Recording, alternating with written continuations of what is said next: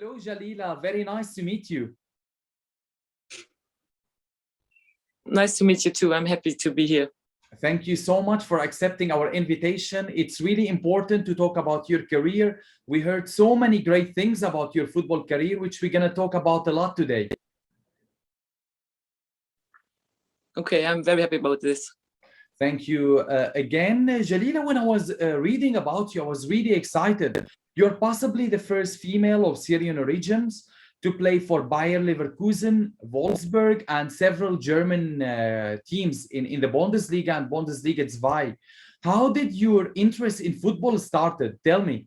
Yeah, my interest starts when I born, I think, because my brother, he played football. He's 4 years older than me, and he played very well. And yeah, it was like the best game I ever played, because I don't play with cars or with nothing else. I just love the ball. You just love that. So was your brother a professional football player? When he was young, he played for Braunschweig. It's a good team in Germany. In this time, they played, I think, second league. Interesting. And you started your career as a midfielder, Yes. correct? Yes, but I scored more goals. But when I was little, I don't like, this is my position. I don't feel with positions. I was running everywhere. So, but what I loved to do was like playing the balls and shooting goals. So are yeah, you more midfielder, attacking? striker.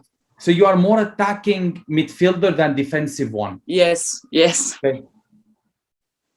Interesting. And tell us now, because your story is very inspiring. You played for really big teams in Germany. How did you move from a club to another and reach Bundesliga and Bundesliga 2? When I was 14, one coach, he saw me and he talked to my parents and said, she's so good, so please let her go to a big club and not playing just in my little city. And my parents was like, she can't move, it's a little girl, I don't want to move in somewhere else, you know. But then he was like talking, and then I start moving to Potsdam. It's like, I think 400 kilometers from my parents' house. My brother also told my parents, she's so good, please let her go. And yeah, then my parents say yes, and they are very proud today, I think. So Amazing. It was a good decision. Then I go to Potsdam. I was 14 till 18 in Potsdam, and then I moved to Cologne, get an offer from them. Yes, and then I moved to many clubs. I went to Wolfsburg, from Wolfsburg to Kloppenburg to Meppen, then Jena again first league, and then I finished my career. And exciting. You changed so many clubs, as you said. Yep. Which club would you consider the most successful for you? I think the most successful was Potsdam first, because we won the World Championships in school, like the school World Championships. Then we won, I think, 3 times the German Championship. Okay. It's called like this, I don't know. The next best, I think, was Kloppenburg and Meppen, because we played 2 times on the second and first place to go up, to get promoted. Yeah. Okay. Yes. And yes, and then I become 2 times in Meppen, on the second place for the best player in Germany. Wow. Because I shoot some goals. How many goals did you score per season on average? I think in the first season it was 15 goals in 20 games or 90 games. I'm really not sure, but you can Google it. Okay. And the second season was like the same. Amazing numbers. But just 1 goal. I missed 1 goal. If I get 1 goal more, then I would be the first. But it was much pressure. you know. Exactly, the pressure is not easy. And I just to give people more information, how is the level of football in women football in Germany compared to other European countries? I think the difference between Germany or German football and women football and to other countries is that we get more promotion from the country, so we have good place Support to system train as well. Yeah. and something like this. But the women football is very fast in Germany, so it's very professional, I think. It's very professional. Why did you stop playing football then? If you're saying you're getting the support, the promotion, everything. Okay, yeah, I finished my career because first of all, I am 28 and my body is also very well. My body tells me, please stop it now, because I have many injuries in my life because of football.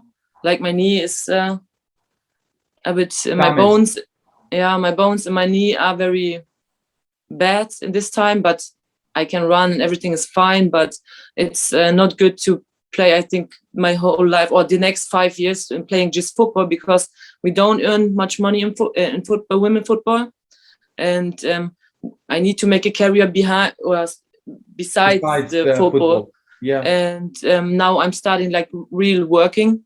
So, and this is also important for me to get a good life later, because as I told you, we don't earn so much money in women football, which is very sad, because I think the women are playing also very well, and we trained exactly the same like the men's, sometimes more than the men's. Yeah.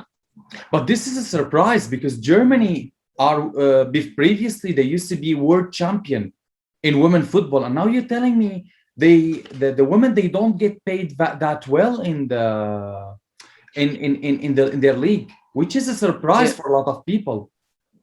Oh yeah, I think maybe we earn more money than the other countries, but I think it's so much against the men's, and yeah, I think it's not fair. But I think in Germany they try, more people or more players are going to the other countries, like to England or to America.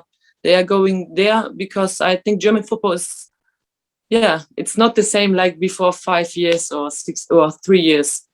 So would you say the financial reward is one of the big challenges for you as well? But what else as well? What was the other main challenges you faced in your career? Okay, I think pressure is normal in football, but it's very difficult to explain it. It's like not everything is money. Every woman is playing football because of the love to the football. There is nothing there's nothing I say, oh, I play football because I earn much money. No, there is no much money. I have a life besides football, and if I think it would be different if we earn like 1 million of monies, and then I think yes, I can like do everything besides. Exactly. But now, but it wasn't really my reason why I stopped football. It was really, the reason was I trained all the time, but I don't have like a life besides. So I want to have a life besides, like a normal life, going out with my friends and making holidays and like this. And yes, I'm getting older, and my body saying me, please, I done everything what I want, and I get everything what I wish for my life in football. So my dream come true, and now it's like time to go, you know. Yeah, to do something else. Exactly. Oh, sorry, people, my English is not good. It's all right. It's all right. You know, we gotta translate everything. So the slower this conversation is, the easiest for me as well. The other question which I want to ask you about is, you are of Syrian origins. I think your family is from Syria? Yeah. Okay. Do you follow Syrian football? Have you watched ever a match for Syria, men or women? If I'm honest, I don't watch football, Syria football, because I never, I thought women football is not allowed there all the time. And I was never interested in men's football. I don't know why. Okay. It was just like, I love football, playing football, but I was never the people who just like sitting there and watching football all the time. I was just playing because it was very fun, you know? It's very, very fun. Exactly. I mean, there is women football in Syria. They don't have currently a national team. Before they used to have a national team, but there is a women league which is happening right now in Syria. I think they have 10 or 12 teams there. What advice would you tell these people in Syria who, like all these girls who want today to become a professional footballers, from your own experience? Yeah, I would say please play and like make your or fight for your dreams, because football is not just a game. I think it's also give you freedom, because you can play football and you forget, maybe you have problems, maybe there is something, but if you play football, I think you can forget many things for the moment. And there are so many good things if you play football. Your body become good if you not play too much like me. But you will find friends, you will find like a connection to everybody. Everybody is I think together we are strong, you know, because to me, I hate playing something alone. I hate running alone. So I think if you be connected with many people, you get also stronger. And yeah, I think playing football is freedom. I don't know. This is very exciting message. I really want to thank you for this message, which is very inspiring as well for other people. So now you left football. What's next for you? Are you planning to do coaching maybe?